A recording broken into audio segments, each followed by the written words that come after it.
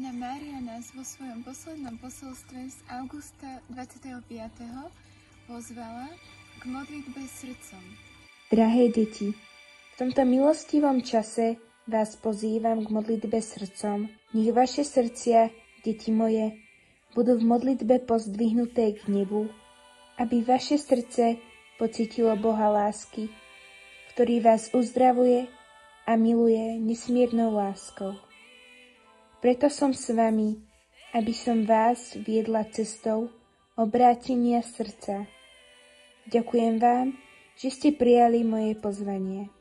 A čo je naše srdce?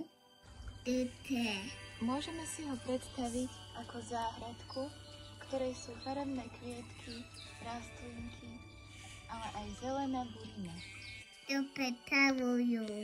Farebné kvietky predstavujú dobro a burina predstavuje zlo. Ak viac polievame farebné kvietky, oni rastú, rozvíjajú sa, otvárajú sa a voňajú. Vtedy je každému s nami dobre.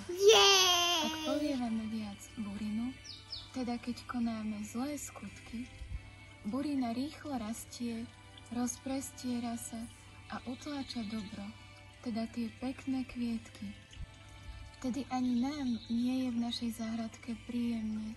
Sme nervózni a čo je veľmi smutné, burinu prinášame aj do iných srdc, teda do iných záhradok.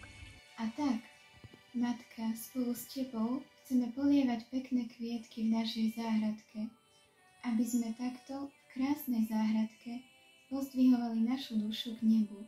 A čo znamená pozdvihovať dušu k nebu?